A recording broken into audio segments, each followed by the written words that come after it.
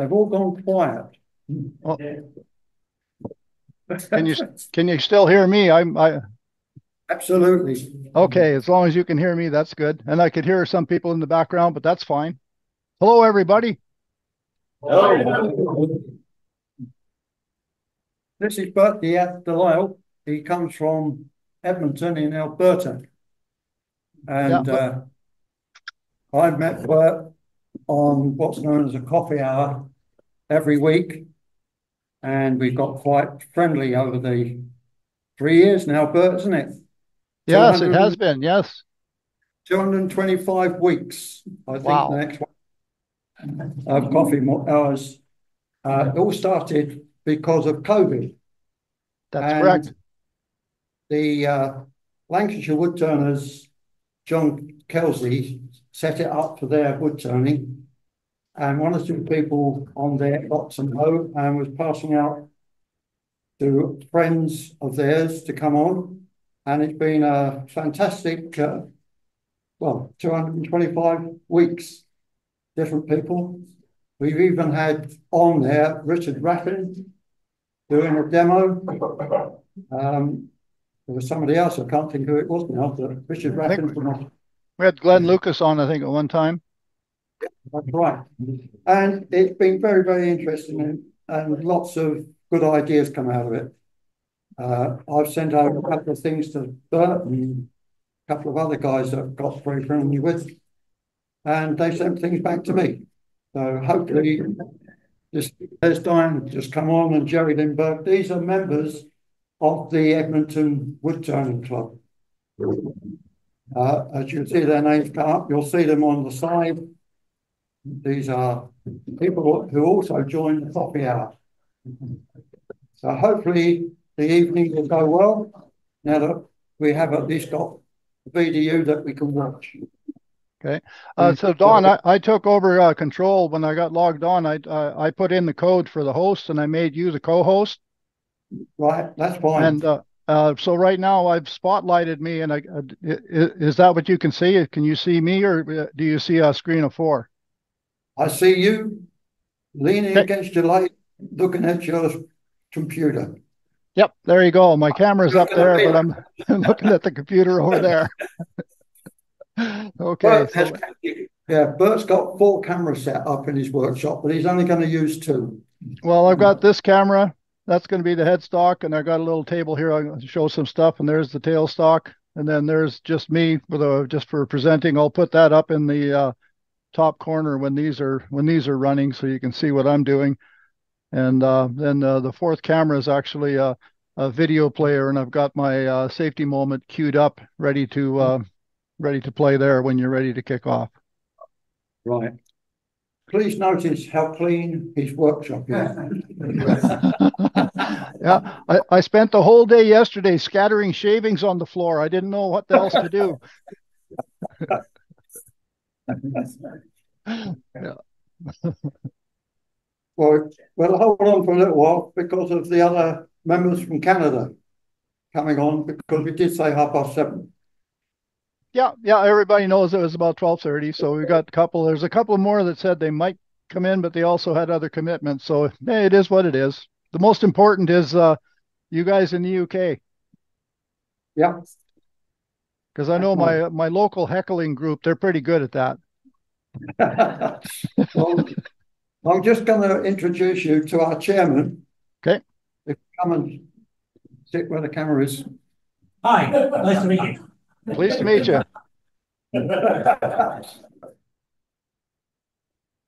I'm going to open up the meeting here. Now, the first thing you're going to see is a 30 second video. Please look at it carefully, and I will ask Bert to run it the second time, because I don't think you will believe what you're seeing the first time. We won't don't ask any questions about it now, but right at the end, I will ask you what you think happened. And I can tell you exactly what did happen. So Bert, we're over to you on your design. Here we go. This is video for 30 seconds. So my safety moment is wear a face shield. And that's a perfect example of why I always wear a face shield.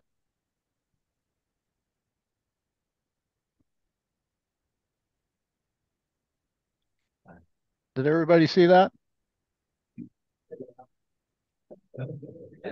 Yeah, Okay. as Bert said, that's the way he always wears it. Put your hand up and just tell me, I will pass it over to, or I'll bring the mic round to you and you can ask the question. Right, Bert, it's over to you. Okay, so we were talking about my project tonight is going to be, let's see, what do we got here? It's going to be a lidded box, and we start with a cube, and the cube there on the right, and I've got my little write-up, so it gives me ideas of what I need to do, and there's the finished product. So that, oops, what am I doing here? There we go. So all the parts come out of the same cube. And we start with a cube and we mount it in a couple of little chucks, and I'll show you the chucks here in a moment. And we turn it and end up with a lidded box out of one piece of wood. So the little chuck that we use is a piece of plastic. I printed it on my 3D printer. It's got a little equilateral triangle embedded in it, and it fits a standard 50 millimeter jaws on a chuck. And you take a cube of wood, and when you put the cube of wood in, it centers perfectly on that little triangle.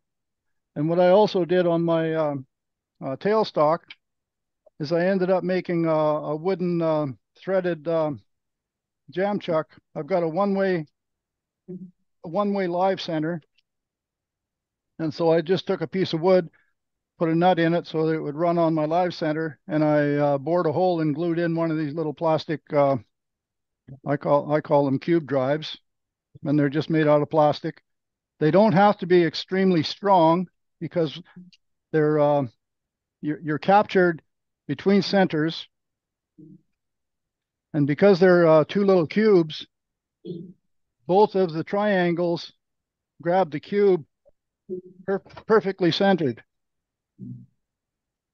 And I can check that by putting my tool rest here and spinning this around. You may be able to see that it's very, very, very close to being exactly right on for the 3 points.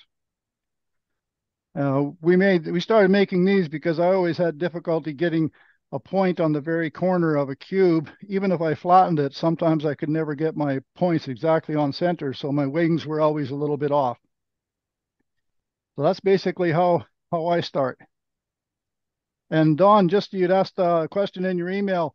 I printed you a pair of these, so we'll get them to you sometime over the next month. Jeff might even deliver them when he goes to the UK later. Thank you. Okay, so without further ado, can everybody still see that headstock view? Yeah. Yes, thank you. Okay. And I'll do what I normally say I should always do, is put my face shield on. I'm not sure, can you hear me okay with my face shield down? Yep. Okay, so I'll try sometimes to lift my face shield when I want to say something, but sometimes I'll just mention it as I'm turning it. I start slow, bring the speed up. And as with most turning, especially when you're turning air, speed is your friend. So I like to run it up around 2,000 RPM. And the first thing I'm going to do now is I'm going to knock off the lower points and put a chucking point on the bottom. What tool are you using, Bert? Say again? Which tool are you using? Oh, okay. Right now I'm using a 1/2-inch bowl gouge. And the reason I'm using a 1/2-inch bowl gouge is because this is it's not spindle turning and it's not true cross grain. It's a mixture of both.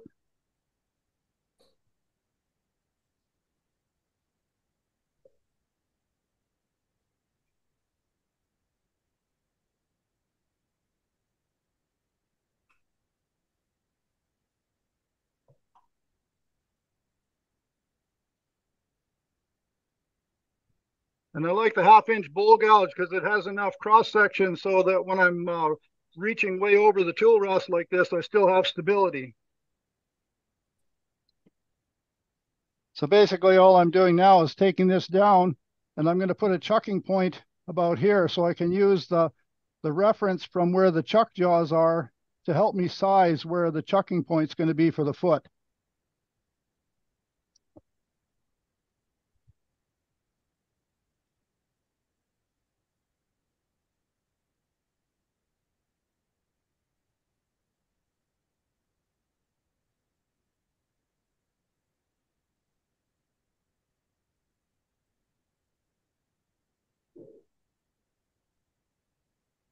It's strange not hearing the wood turning and the cutting.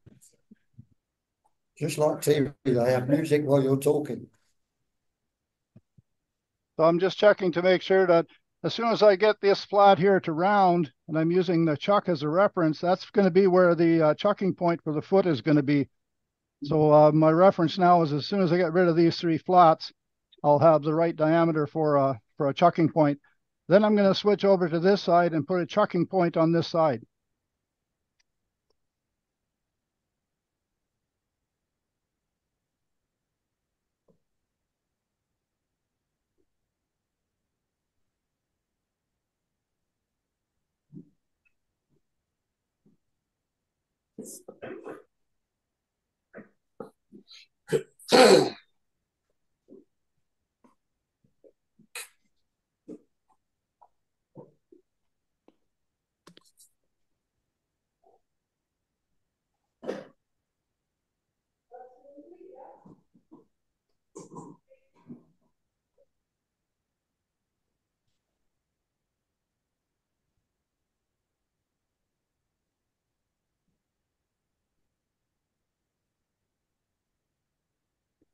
So we've got this is all nicely rounded over here. I got a little bit of a hump here. I'm going to take this hump out, and this is going to be about the right size for the initial chucking. I'm going to be able to chuck it here, but I'll be able to chuck it from this end as well when I want to go back and finish off this foot. I'll just clean this chucking point up a little bit so that I'll be able to grab it with the dovetail jaws.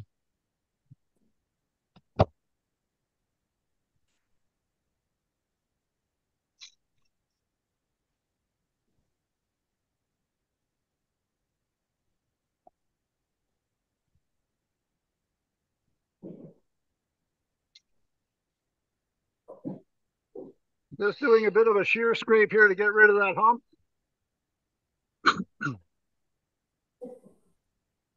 And I'm going to switch to spindle gouge to fix the foot up a little bit so it's a little easier to get in and chuck.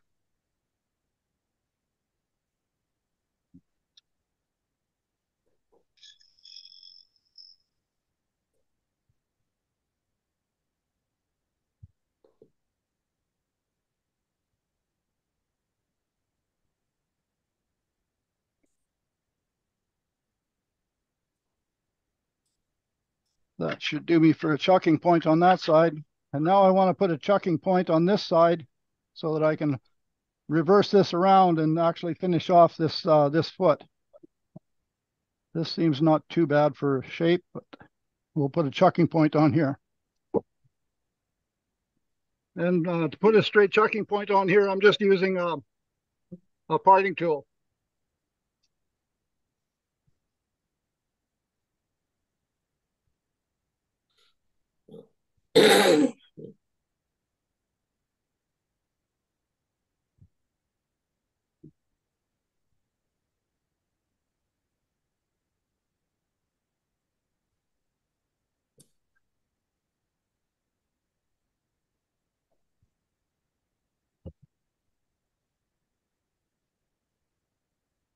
So that's basically all I need the jam chucks for.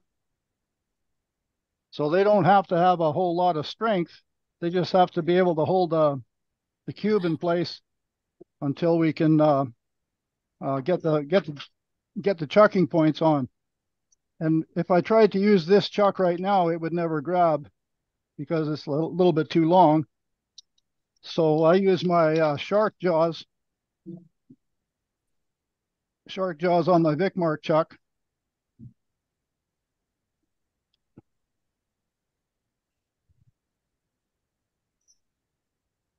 So when I use the shark jaws on my Vicmark chuck, I've got enough room to get this in there, and it grabs it really nice and solid. And I'm just going to check the size of this one.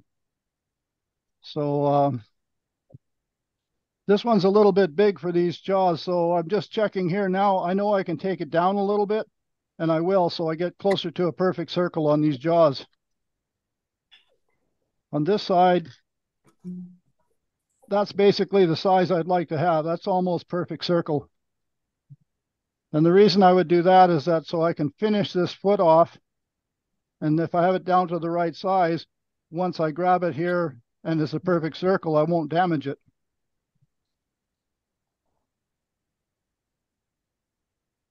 So now we're just going to take off the bottom of this foot, shape it a little bit, and then the bottom half of the box will be done. And again, I use a bowl gouge because I love the cross section of the shaft. Small cuts, light cuts.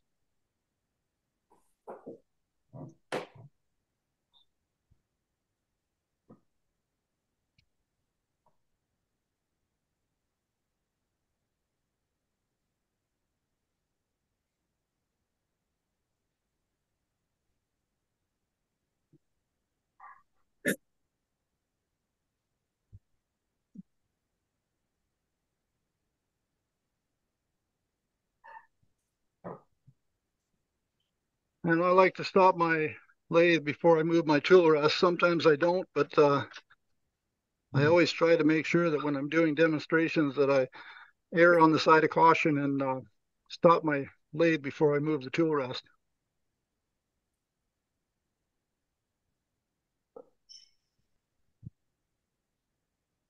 I like to put a little bit of detail on the bottom, and because if I've done this correctly, I'll never have to come back to this point, so I like to do it now.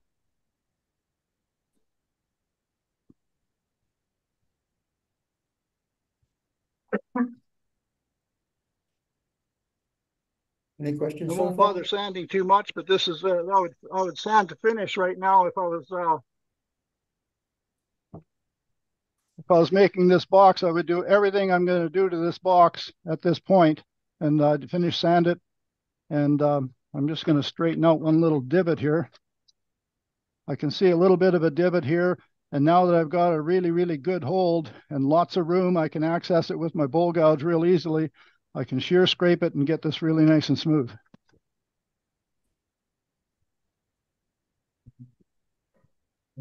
That chucking point, is it a parallel edge or is it a dovetail edge? Question for you, Bert. Is the chucking point straight or dovetailed, please? These are dovetailed. This is a dovetailed chuck.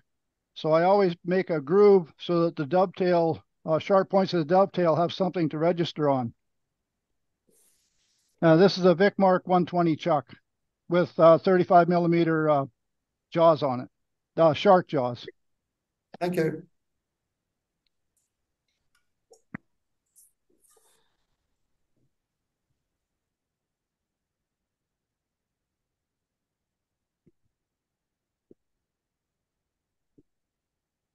There, that's pretty good, and that's straight off of bull gouge, so that's not too bad. There's a little bit of tear out, a little bit of rough edges on here, but we'll deal with that when we take the inside out. So I'm just going to check to see if this chucking point is the right size. And it looks like it's going to be just about perfect. Now that I've got a really good purchase on here, chances of it launching are reduced. I did this demonstration for the club in Red Deer, and my safety moment for that demonstration was wearing a face shield, and within 5 minutes of the demonstration, the piece flew off the lathe, bounced off their protective shield, and came back and hit me in the face shield. So it was almost like I'd planned it or choreographed that, although I didn't, but it did happen. But thankfully, the face shield saved the day. So what I'm going to do now is I'm going to take a parting tool and go in and remove this chucking point. And that piece that comes out of here is going to be the lid for the box.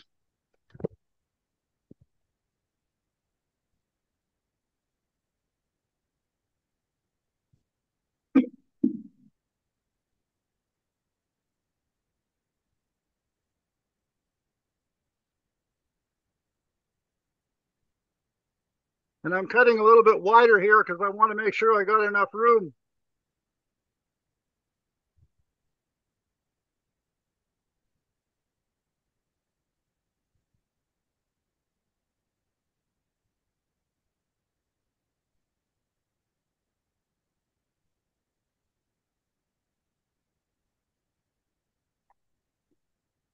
And I like making these out of oak because usually with a piece of oak, when you get it down about that far, it just pops off. So now I can get my tailstock out of the way, and we'll go with the bull gouge and attack the front end. Is that view of the action good enough for you? Yep. Question. Did you go in at an angle, or was you going straight to it? I was going in on an angle, but I had to clear enough room so that my parting tool wouldn't hit these wings.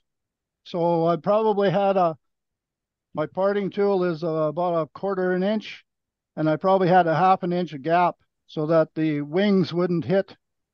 If they came around like this going straight in, it would start beating on my tool. So I had to come in at an angle, but I had to make it wide enough so that I could go in to get into the center.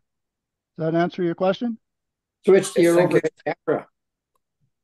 Yes, Say thank again? you. Switch Yes, to your thank you. overhead camera. You'll see it better. This one here. You're going Okay, yeah. Right. There you So I go. was saying there's my parting tool is in there. If I kept it straight in, it would hit these corners would hit it. So I had to go in this way, and then I'd move over the width of the tool and basically give me like a wider gap so I could get my parting tool in to get closer to the center and then just bust it off. Does that answer your question? Yes, thank you, Bert. Okay. And it's probably best to be this angle to watch this action. And I'm using my bowl gouge, so I like to be at center when I get to the center. So I set my tool rest so I'm just I set my tool rest so the cutting edge is at the angle I like to approach. The end of my bowl gouge when I hit the center will be on center.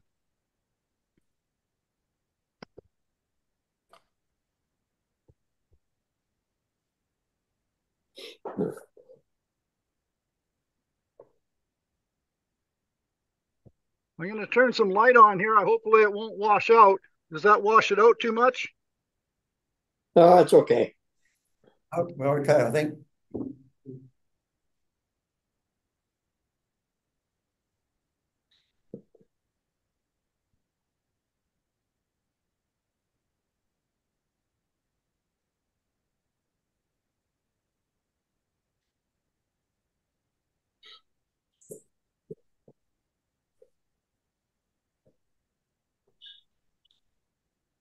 We'll take a look and see how close we're coming to the thickness.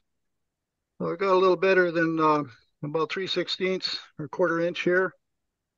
And I've got about almost 3/8 of an inch here. So I need to come in deeper rather than come in deeper and don't take as much out of the center.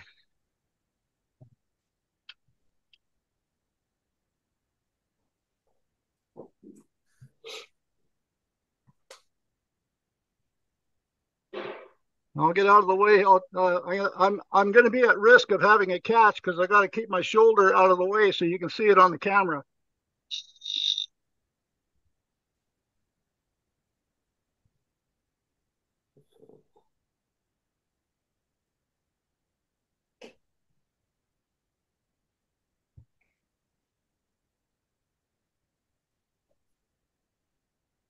So we're about 1/8 of an inch, a little bit thicker on this one, but that's just the luck of the draw. I guess I didn't get it perfectly centered, but I think I'm going to call that good. And what I normally would do is I'd have a block of wood with some sandpaper to flatten these off and just take the sharp edges off. And it's amazing with a little bit of sandpaper, if this dimension here is a little bit different than this dimension here, with a little bit of sandpaper and rounding the edges, it tricks the eye into thinking that they're pretty close.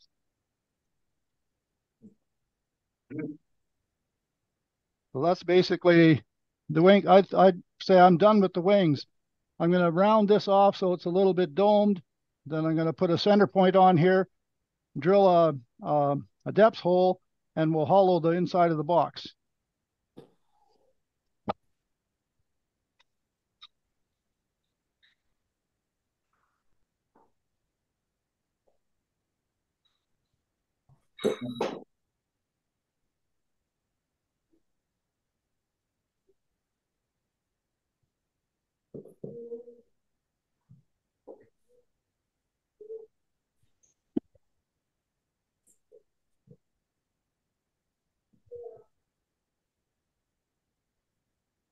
So we'll slow the lathe down a little bit, and I'll use my handy dandy. I don't know which is better. Is that better? My handy dandy hand drill. I'll kind of get an idea of how deep it is.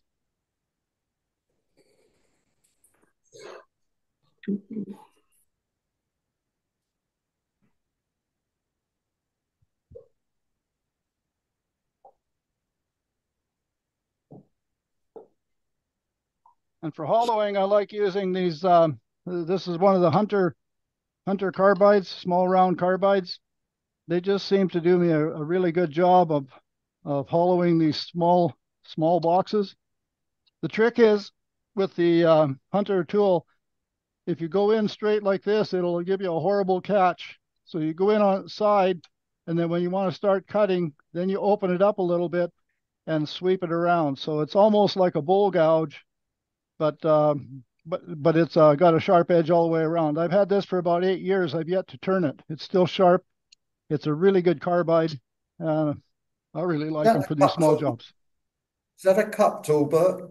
It's a cup tool. Yep. It's a Hunter. I think a Hunter #1.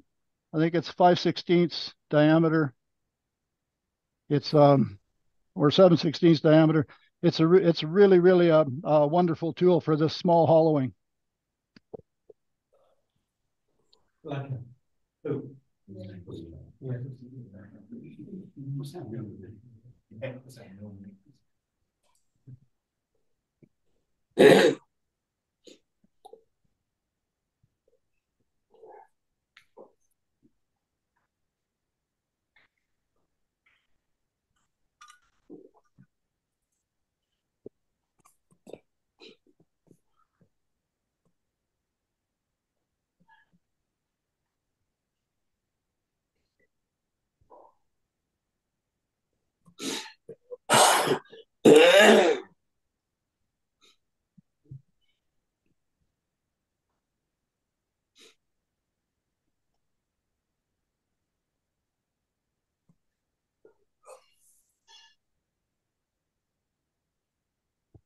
And so because this is going to be just a small box, I try to make a rounded opening to it, and it's a little bit tapered, because when I drop the lid on, I want the lid to find its own center.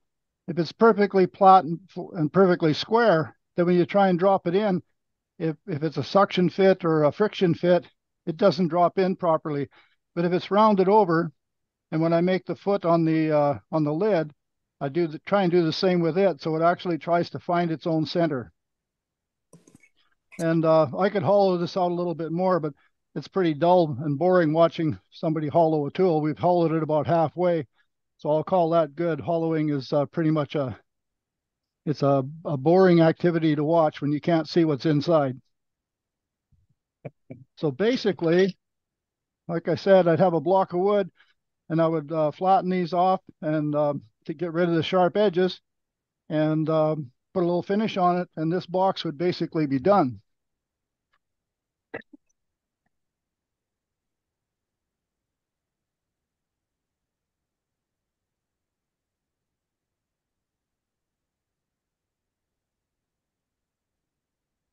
So there's the there's the box, the basic box. You can notice on the very bottom, there's a few chuck marks. So what I can do is I can mount this on another chuck. If I made the hole big enough, I can mount it on a spigot jaw and clean these up if I had to.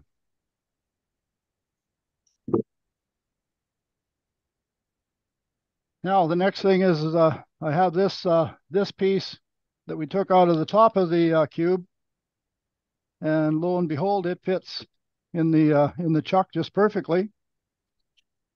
So what I'm going to do now is put a foot on it, something like this. So this one here is rounded over a little bit. This particular one is too big for this box, but that's the idea, is to put a little bit of a rounded knob, and I can keep test fitting it until I get the fit that I like. And then once I get the fit that I like, then I can decide, well, I've got lots of material here. I can decide whether I want an overhanging like a roof, or if I want to have a bead, or I can decide how that actual junction is going to look. So we'll go ahead and put a spigot on here. Is that the right view? I think it works. Yeah.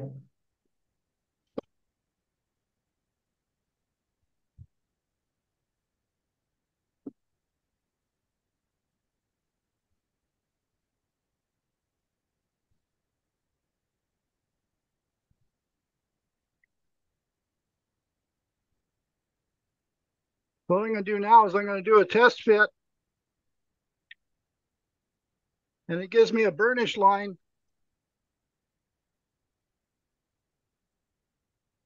this is on a bit of a taper, and I put the box up against it, and I can see a bit of a burnish line. So that gives me a rough idea of what the rough size of the spigot should be. So I can go ahead and take a little material off, and then go back and fit test it again.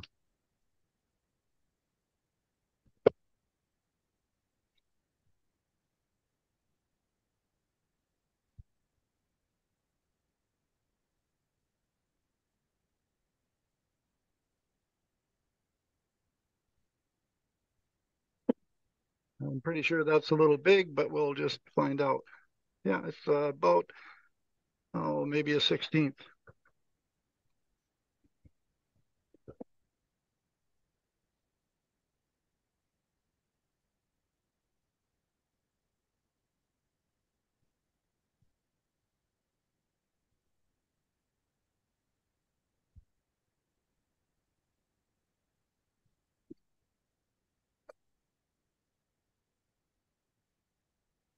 Now I can just sneak up on it.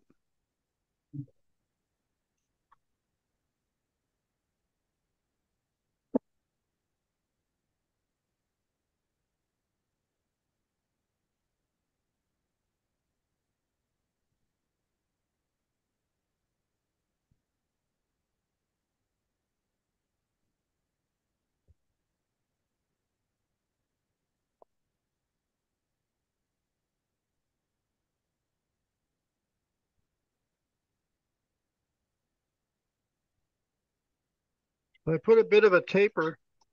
I don't know if you can see that on the camera. I put a bit of a taper on there again so that I can fit it up here, and I can see that the taper is just starting to enter the box.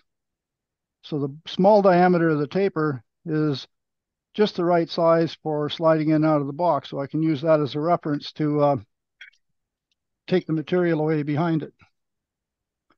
And I think I'll switch to a detailed spindle gouge, because we're taking such small amounts off, and I want to be able to recess in behind it a little bit.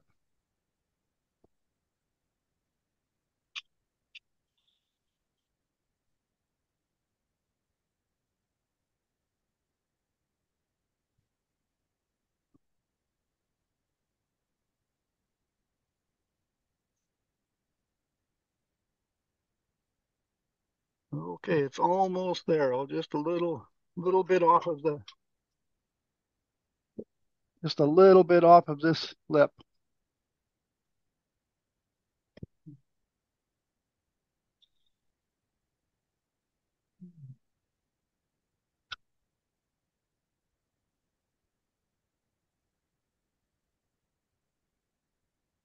And that's almost too tight, just a little bit. It's got to sneak up on these.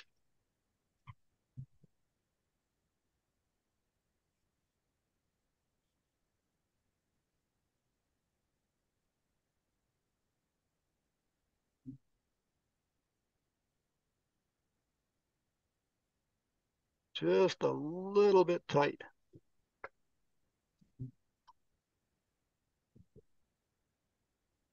Soon become a French one. They'll soon become a French one.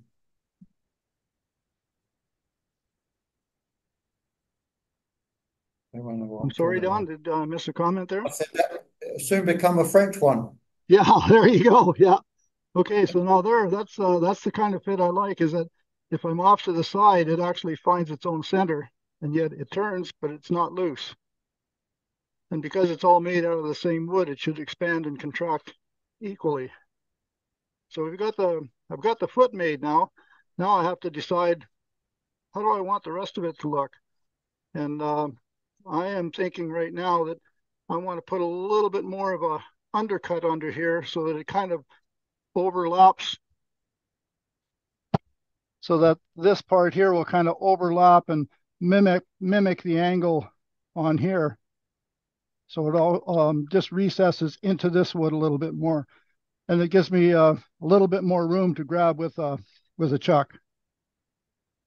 Okay, so we'll see if I can do that without losing it.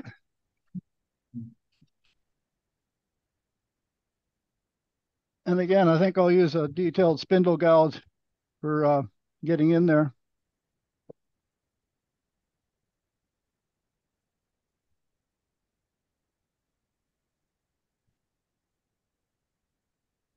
I'll ride the bevel, and move my body over, and roll the tool in a little. Ride the bevel and just undercut in.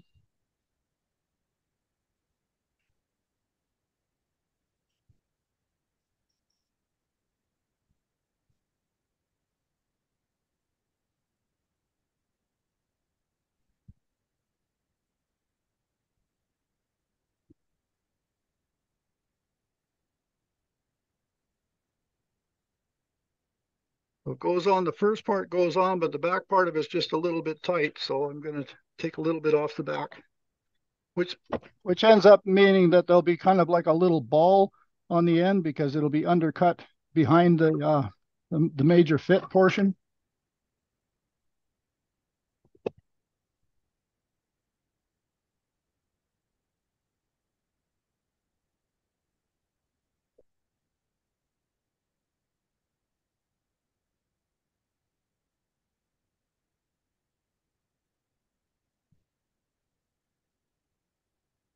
There we go.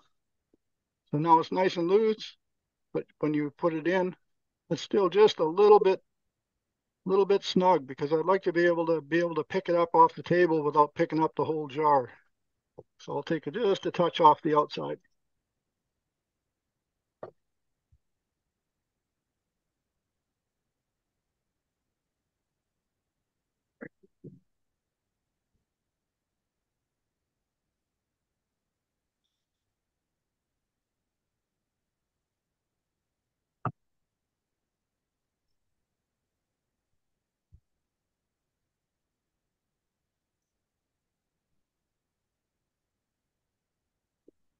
There we go.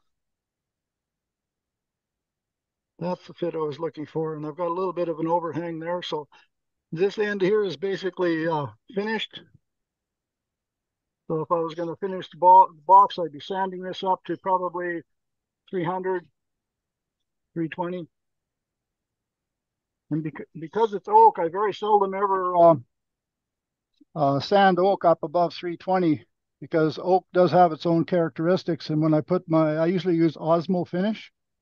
Osmo finish will actually soak into the grain of the wood and give you a wax wood or hard wax oil finish, which oak really does well with. So now we're going to try and spin this around and grab it on the little spigot.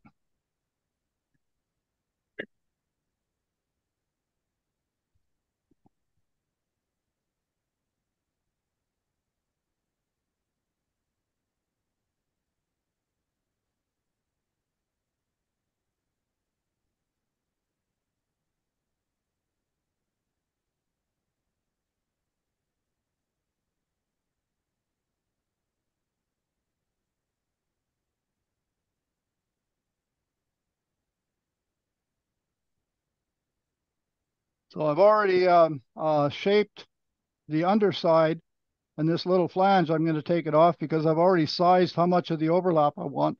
So basically now I can just do whatever I want with the front end of this. This will be the knob or the finial for the box. And for one of the things that I've found on previous demonstrations, when I'm holding that little tiny spigot, it really doesn't like having this overhang. So what I do is I'll bring the tailstock up, but I don't force it in. Actually, I'll use my other live center with I've got my one-way live center that I've taken the pin out, and I'll use that just to support it while I'm doing the massive cuts. Because with this hitting air and hitting wood and hitting air, there's a very, very small contact on the chuck jaws. It would probably pry it out. But with just enough pressure on here, there's no pressure, but it's just touching the wood. So any activity trying to push it out, this will support it. So I can get rid of all of the rough wood. And once I get down close to final size, then I can take the tailstock away and make finer cuts, a little more finesse. How am I doing for time, Don? Fine. Okay, It's only great. 5 to 8. Great. 5 to 1 out there.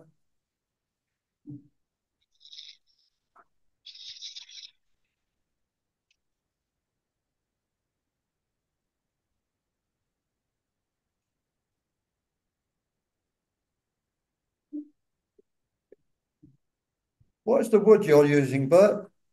I'm sorry? What is the wood that you're using? This is, I believe it's white oak. It's either white oak or red oak. Probably red oak by the looks of the rays. So a lot of people say that oak is a bitch of a wood to turn.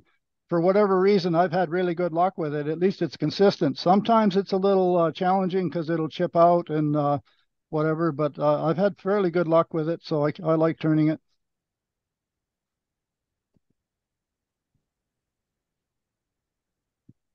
So that was a test. Does anybody know why that happened? I know exactly why it happened. I was using my bowl gouge in a pulling action, and it was actually trying to pull it out of the chuck. And I should have been thinking properly. I should have been coming this way, pushing into the wood, and then it won't pull it out of the chuck.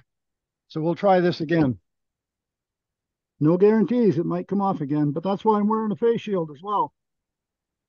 So this way, anchoring in the tool, but now I'm cutting into the chuck. So any activity should be pushing the wood into the chuck.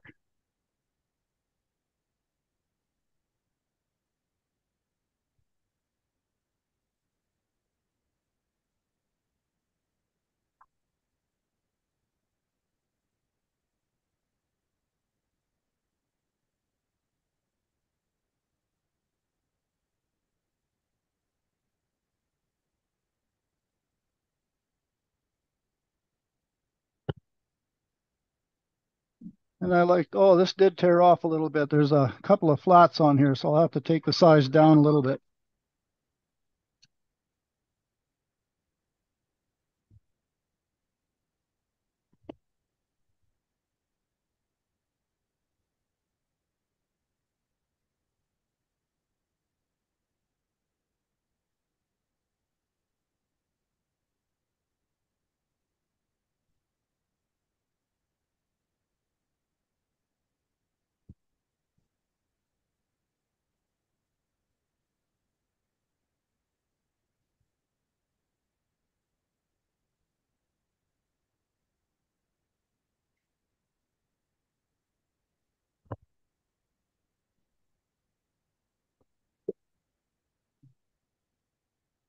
I love this Vicmark lathe. The Vicmark lathe's got a stop bar across the front of the lathe. So whenever I want to stop the lathe from anywhere on this side, all I got to do is hit it with my knee and it stops.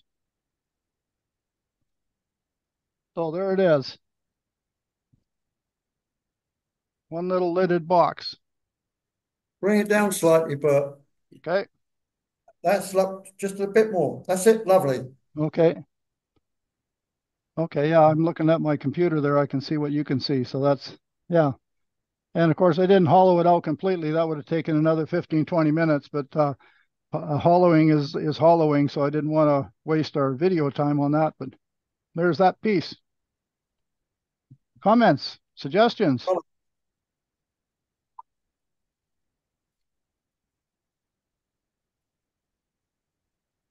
Any questions from anybody? Sorry.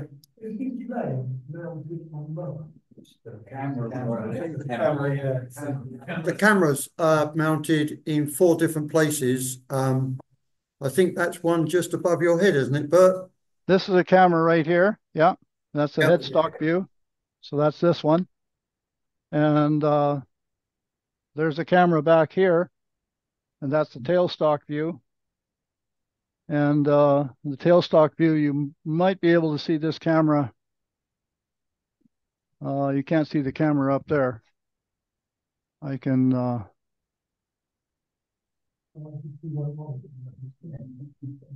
get out of there. So if I raise this up a little bit. Okay. So I've got a camera here. That's this one here that I was using for the picture-in-picture. So you can see me up here in the as I'm doing the other stuff. So you can see, hopefully you could see my body action when I was trying to do the bull gouge work. I was actually swinging my body rather than my chicken winging with my arms. And yeah, It's also got a mobile camera. Say again? Also got a mobile camera. Oh, well, the mobile camera, I can show you that is that's yeah, we're on this one here. So basically what I do is I can take this camera off of here. Okay, so just got to tighten it up a little bit. So this is camera 2. So basically all I did, my cameras are wireless. I've got a little battery bank here, and the camera has a wireless connector. And so I can take it off, and then I can walk around and show you my shop. So here's a view from the backside. So I can't see you guys, but I can see there's all my electronics in this little box. There's my camera 4 is this video media player. This is an output that I can split and go to another video monitor when I do a demo at a club. I have one cable going to my little confidence monitor, and the other port can go to their television. And then, of course, I've got my computer right now pointed towards the lathe so that I can see everybody from there. Well, I guess there's my there's what I can see. And I just knocked my box off the lathe. And I've got these funny little let's see, where's the field of view on these things? So these are all attached to the ceiling. This is the one for the tailstock, and I can swing this one around so that I can videotape my action on the drill press. And I've got another one hanging there from the ceiling that lets me hang a camera on to look at my bandsaw. And I can mount these. They're little quick mounts everywhere. And since I went wireless, when I went wireless with these 2 cameras, it was just great, because now I don't have to trip over wires when I'm walking around the shop.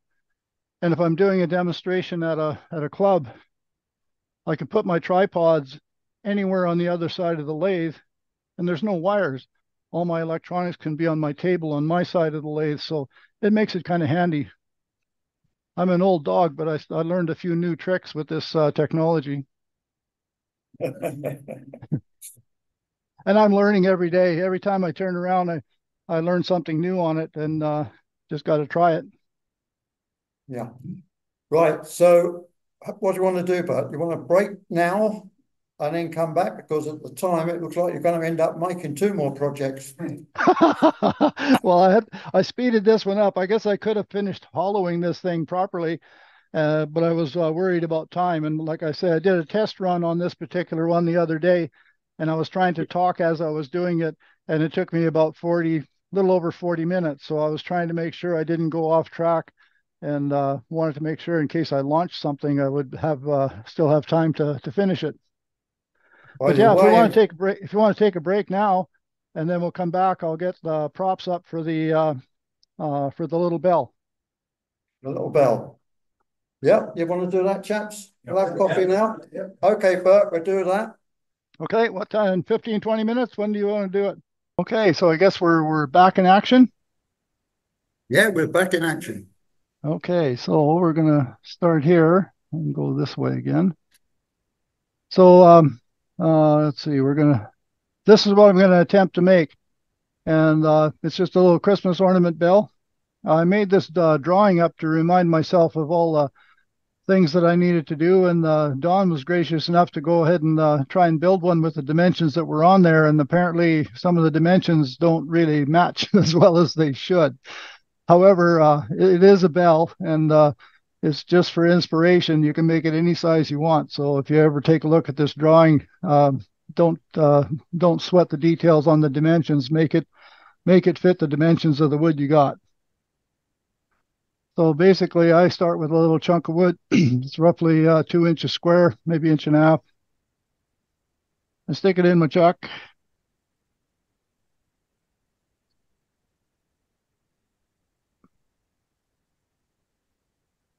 And basically, what I want to end up doing is, let's see, I'm basically going to turn it around, and then I'm going to turn my bell shape. That's not a very good looking bell, but anyway, basically that's what I'm going to do while it's held in the chuck. And then I'm going to drill a hole all the way through it, a 1/8 inch hole, and then I'll hollow it, and then I'll rechuck it. I'll put a burn line on the base of the bell, and that burn line will give me a registration point so that my chuck has a place to grab the end of the bell so I can finish the top. Does that make sense? Makes sense? Yeah. Okay. Yeah. And because this is spindle turning, I can use a spindle roughing gouge on it to make it real quick to get it down to size. And I usually don't worry about putting tailstock support on something this small, but there is a risk that with no tailstock support, it could get launched. Just to make Stu happy, I hope it doesn't happen, but if it does, then he can heckle me. And I like using a real small spindle roughing gouge for this really tiny work. Dig out your caliper and show them how you measure it. Yeah, there you go.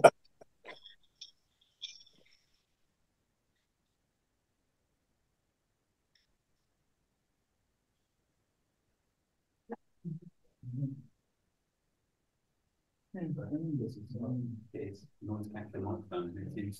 I like making use of the skew. I like it skew practice, and it gives me practice making coves with a skew.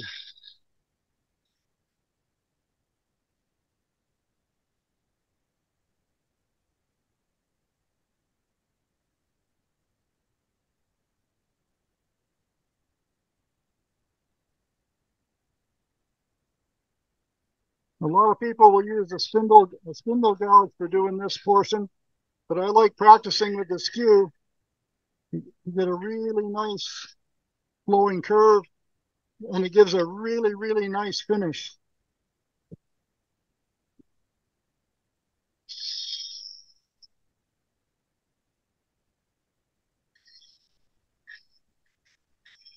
And I put a little bit of a V groove in the end of the bell so that I can get my wire in registered and do a burn line. And I normally put another burn line on the top.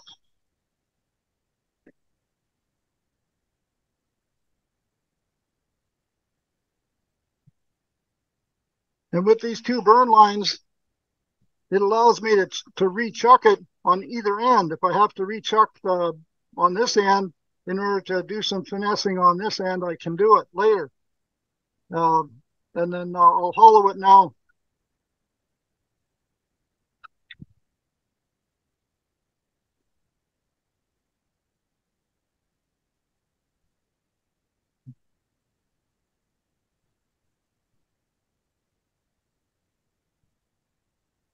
Slow the lathe down a little bit, and I use my handheld drill bit, and it'll go all the way through.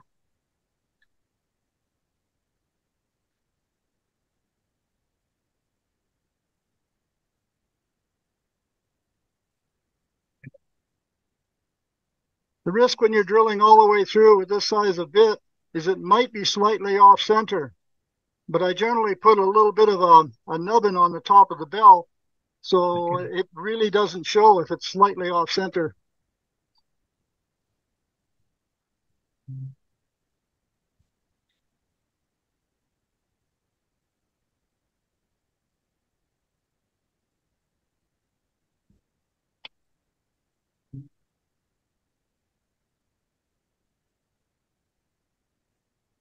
Raise my tool post a little bit. I like to hollow with a spindle gouge on these bells because they just go in on center. And I could try and do the wrapping thing where you do the back hollowing.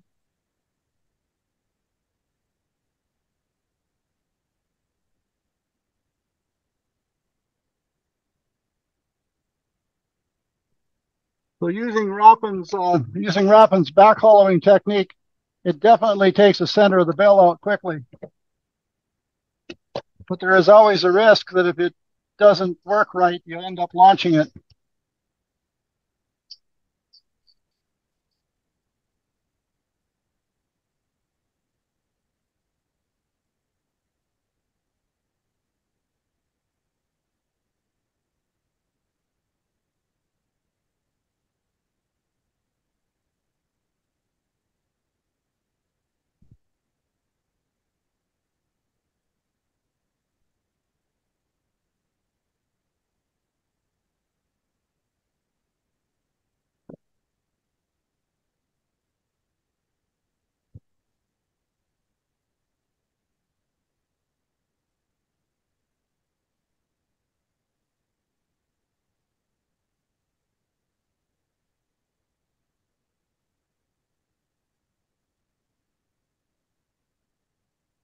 You can't zoom in at all, can you, Bert? That? Can you zoom in at all? Oh, I can try here.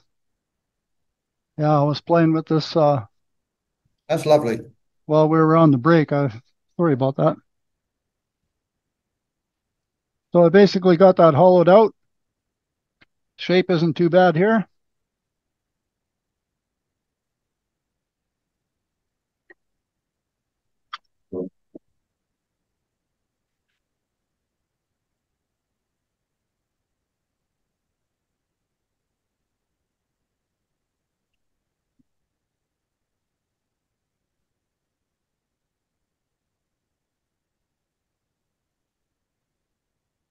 Now this chuck won't grab it because it's the one-way chuck with the serrated jaws.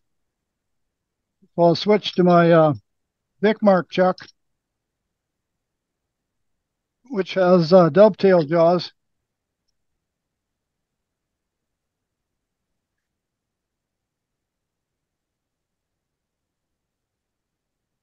So with the dovetail jaws, and these are 35 millimeter jaws, so they'll close up really nicely on that burn mark. And I always wiggle it around to make sure that the jaws, the sharp edge of the jaws, are actually in the burn line.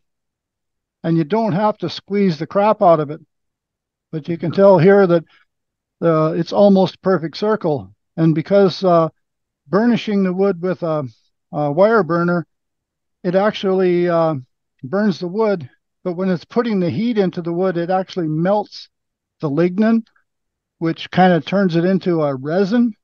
And it actually, especially in oak, it actually hardens the wood so that even though you're grabbing the wood with some metal, it's almost impossible to see the chuck marks.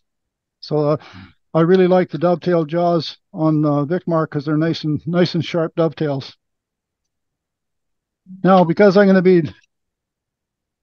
doing a little bit of rough turning on here, I don't want to launch it, so I'm just going to bring this up. There's virtually no pressure on here, but it's just taking the leveraging action away from the turning the air. When you're turning air and wood, it kind of hammers it, and if you don't have some support, it'll pry it out of the chuck. And here, I guess I'm going to take a spindle gouge and rough it down.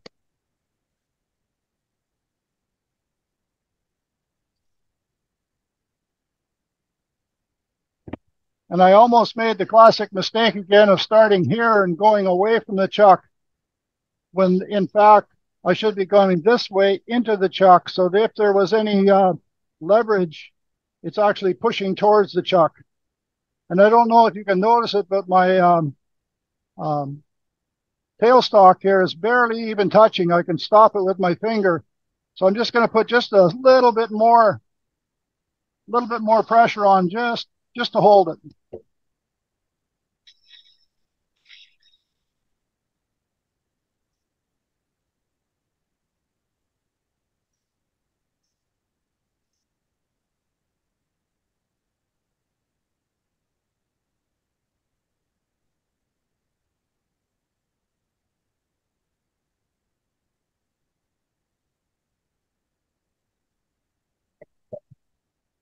And again, I like to always practice with my skew, so any chance I get, I'll use a skew.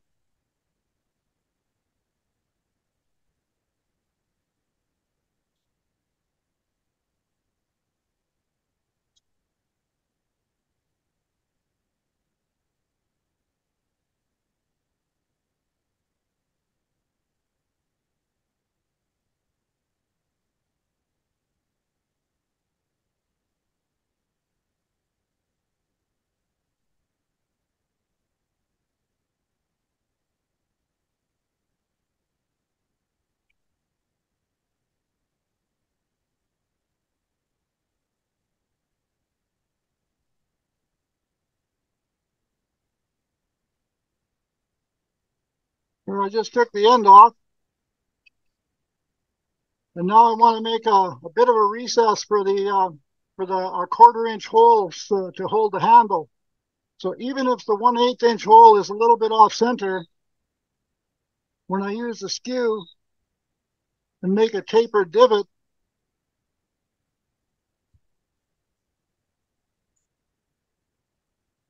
this is a little bigger than 1/4 inch, but we'll use it anyhow.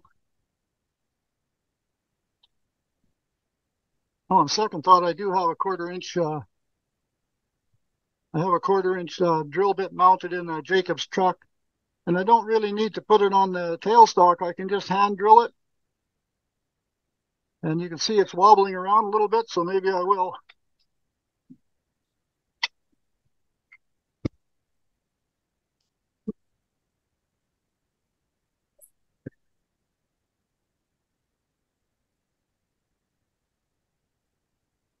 I'll just stabilize it a little bit. We don't have to go in very deep. It just needed to be deep enough for the handle spigot.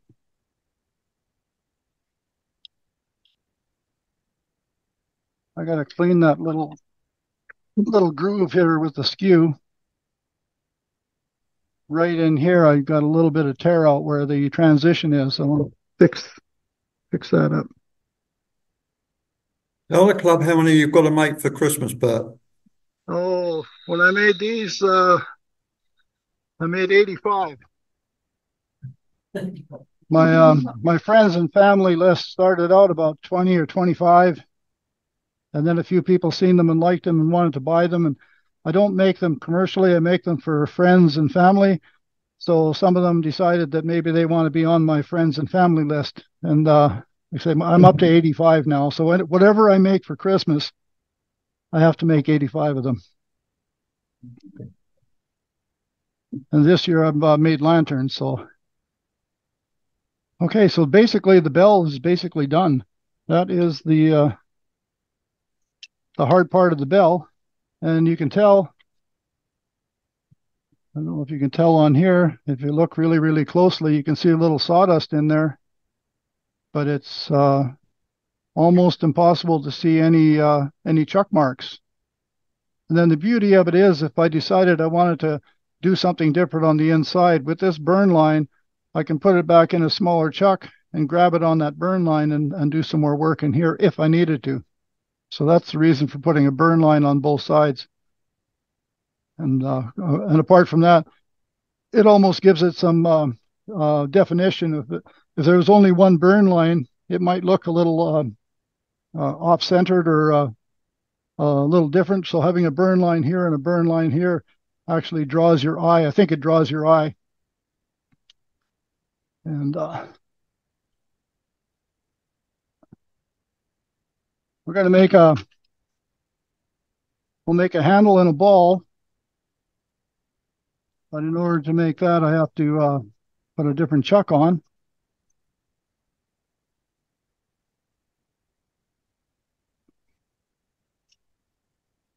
And I'll just use this is a one-way Talon with #1 jaws. And this is just a little chunk of oak, reclaimed oak from some project. And it's probably a little bit too long for making a handle, so I'll bring the tailstock in. Again, when I'm making these, I would make half a dozen handles. So if I chuck this piece up, I would end up making the whole thing into handles, and that would be one stage.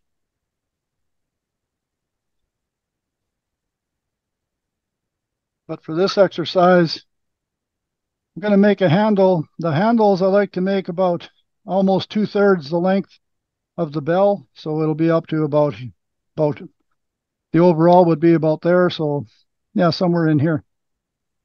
And again, I love taking practice with a skew, so we'll attempt to make it with a skew.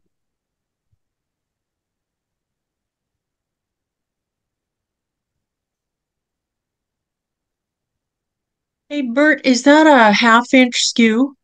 This is a 1/2 inch skew. Okay, thanks.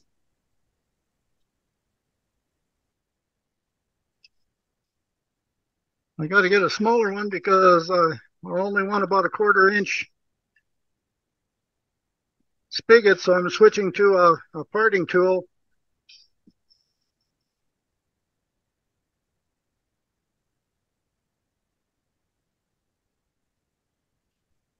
And I have a 1/4 inch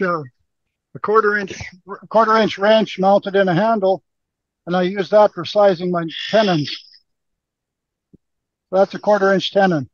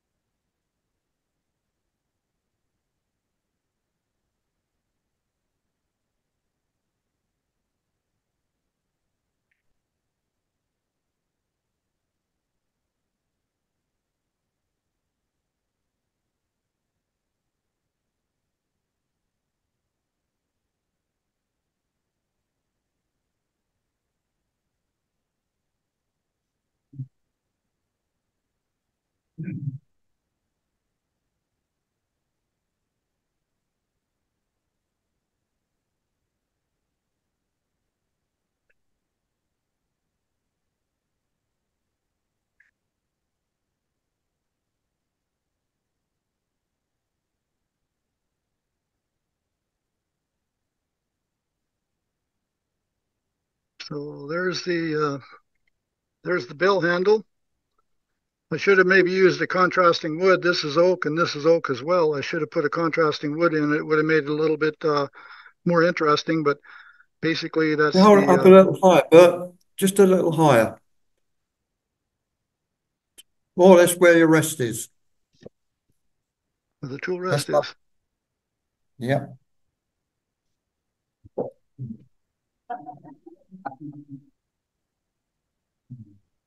Obviously, this one here didn't come out exactly perfectly centered, but I guess if I'd have spent more time making the hole on center, it would have been a little bit better. But that's the bell and the handle. Now we'll just make the clapper.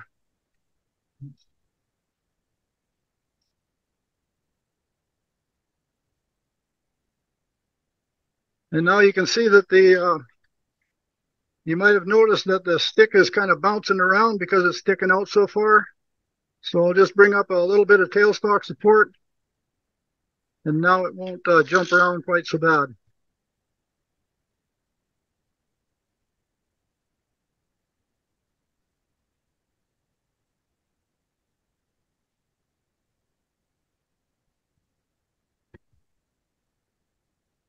And now I want to drill a hole in it, so I got a place to put the leather.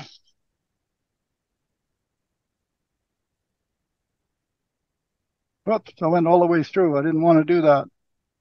No problem. I'll just drill halfway through up here. Oh my gosh.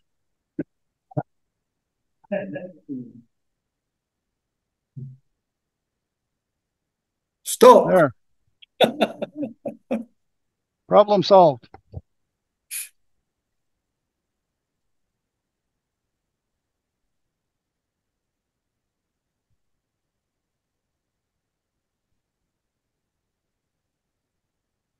Well, there you go, Stu. That one's especially for you. Thank you. What of you? But it didn't hit you in the face. No, that's why I wear a face shield. That shouldn't have happened, but That's right. I'm just getting carried away with it. Hurt the launcher. Yeah. And we'll tighten this up a little bit.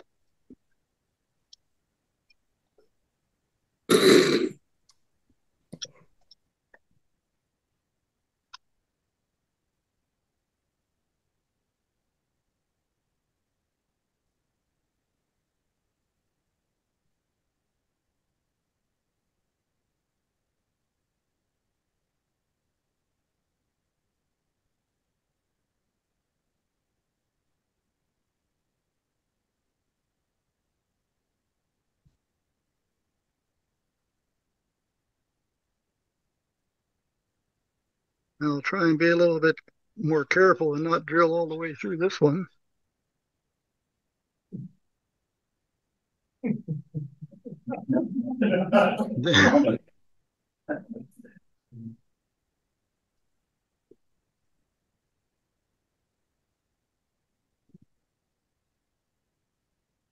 There we go.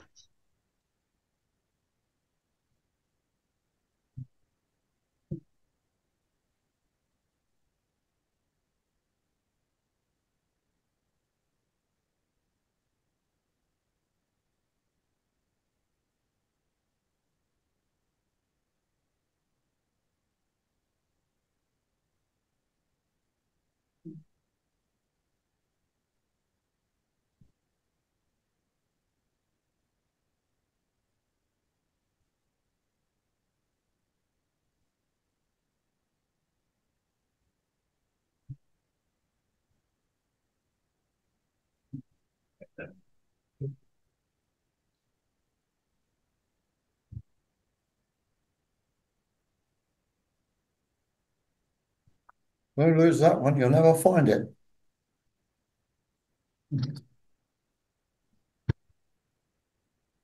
So there's the clapper and the bell body and the handle. And I'll just grab a piece of leather and glue the clapper in, and we'll be done with that. And I do have a piece of leather right handy.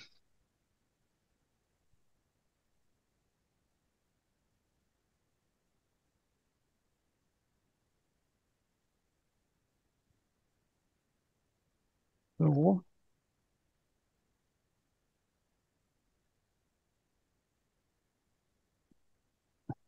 and because I've made so many of these, I've got my little tool. I got this little kit here made up where I can cut the 1/4 inch hole, the 1/8 inch hole, and I got an installing stick for putting the leather in the hole.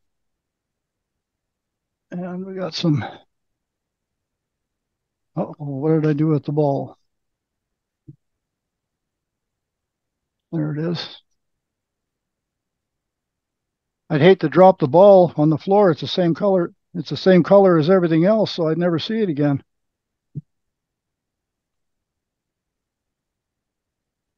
And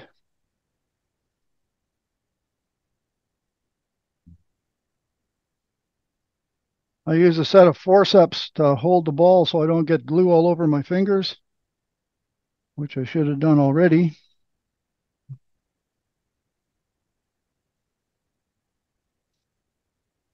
So we'll set this on here. I don't know, can you see that? Yeah. I'm Yeah, we can struggling. see it. Okay, set this over the hole. You sure that's not a worm you're trying to use? It seems to be Yeah. alive. Seems to be alive, yeah. Okay, so stick that in there like that. And then I lay this in the hole and push the leather through the hole in the bell.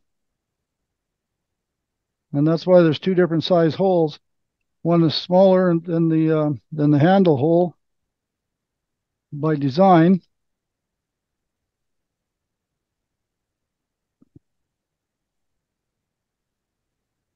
Come on.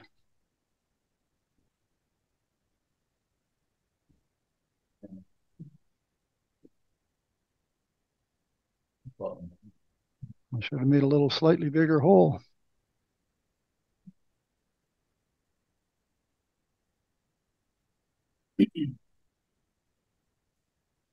No, need to push a little bit more through. There we go.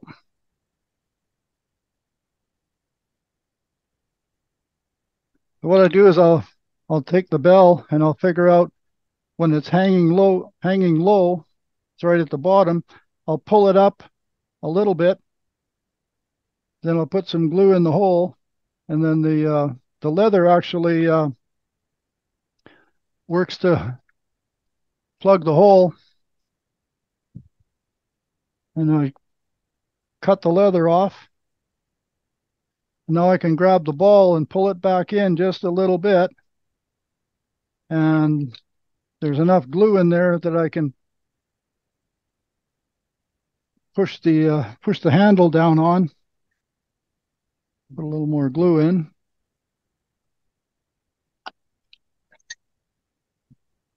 That was for Stu as well. So I put the handle in and glue it in. A couple of seconds. I don't know if you can hear it. No. Well, it's clacking over here. It's clacking on this side, so. There's a little ball on the inside, little piece of leather. Same on this one.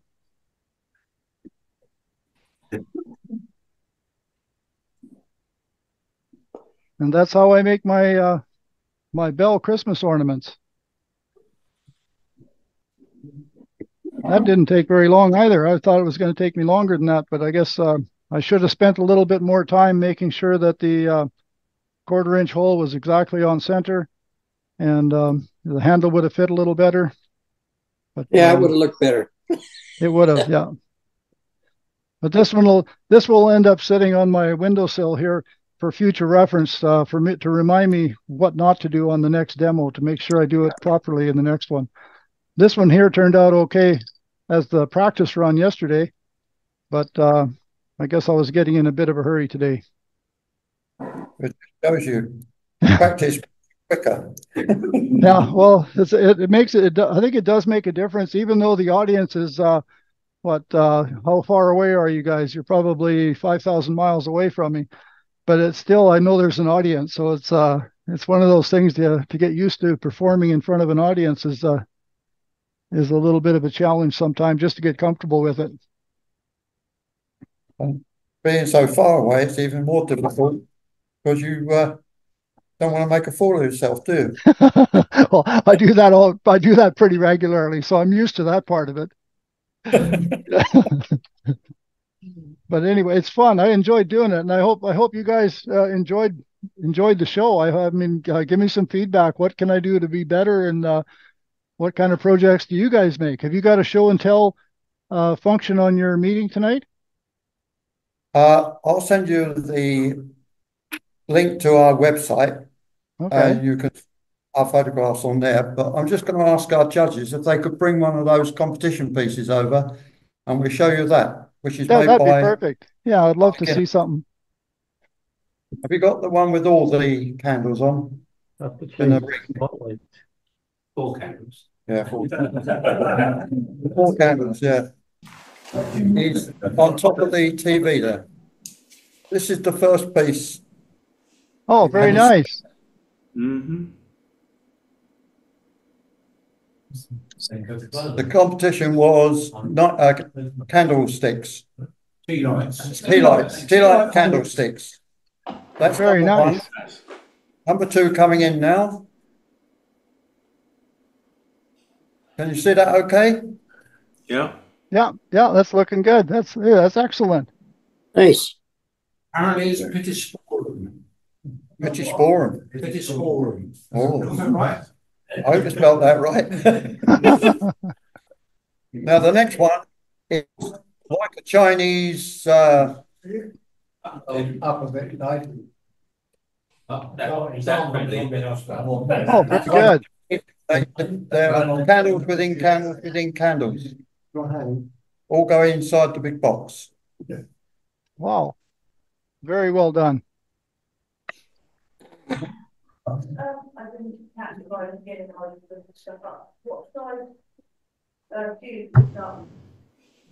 What size cube did you start the box with, please? Okay, I can show you that right here. This one here is 3 1/4 cube, 3 1/4 inches, or 80 mil, 82 mil. Okay. Does he always make them the same size? Do you always make them to the same size? These ones I do because I cut my blanks out of a newel post, and that just happened to be the size of the newel post. But I have made them 4 inches, and I've made one 5 inches. It's a little bit more tricky making them. The bigger you get, the more distance you have. The wings get a little bit floppier. Yeah, it's if you get a bigger cube, once you get the wings out so much further, even a 1/4 inch further, they tend to get really, really tender. And if you don't have real sharp tools, they just break off. What thickness did he turn the wings to? What thickness do you do? These ones are about 1/8 of an inch. These ones here are a little bit less. This is probably 3 millimeter. It's a little thicker on this side. I didn't have the cube exactly perfect, but yeah, usually about 3 millimeter, 3 or 4 millimeter. And what's the final thickness of the wall when you hollow out the bowl? I aim for less than 1/4 of an inch, but I'm not really too worried about being accurately on thin wall thickness. I like to have a little bit more weight in the bottom so that when it's sitting there, it's got some stability. And the most important thing for me is I try it because you can get a finger in it. I try and make the inside smooth. So rather than worry about wall thickness, I'll spend a little more time making the inside smooth because I've yet to see anybody that's picked up a box that did not stick their finger in it.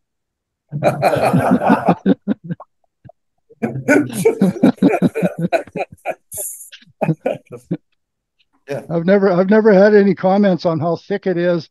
I've always had comments on, I can feel the roughness on the inside. So now I spend more time finishing them on the inside because everybody will stick their finger in. Just And have it's to make not, the it's hole not much smaller. of a box. If you have a small lid that you can't get your finger in, it's not really a box anymore. Bert, can you hear me? It's Yeah. Richard, being chairman. Say again? Can you hear me? It's Richard, the chair.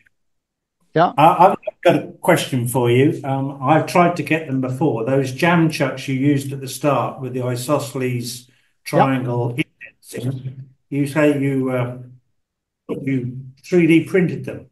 Yes. And the link to the Thingiverse for the STL file is on the chat. Well, during the break, we were talking about that, and Jeff was able to find the STL file that I posted on Thingiverse. So if you wanted to print some, you can just get that STL file and then slice it through your own printer and print them. Thanks. Now all we've got to do is find someone with a 3D printer. Yeah, I'm sending a couple samples to Don. I think I'll get them to Jeff, and Jeff is going to be visiting Don here early in October. So I'm going to send a couple with Jeff for Don. But you're right. Anybody with a 3D printer can print them. I mentioned when we were talking about it during the break that when I slice mine, because I know I'm spinning it on a lathe, I change the density of the print to 100%, so that basically it's a solid plastic disc with a equilateral triangle embedded in it. Are they? But that was absolutely fantastic. We've enjoyed that enormously. We've had all our questions answered. It's definitely a bit authentic. Well, thank you. I appreciate that. Honesty is the best way. Yeah, I love hearing comments. There's no bad comments. Anything you can tell me, I can get better at, or I can put it in my notes for the next time round. Well, we don't think it needs much improvement. To be honest, it was great. Thank you Okay. very much indeed. Cheers. Well, thank you so much for enjoying it.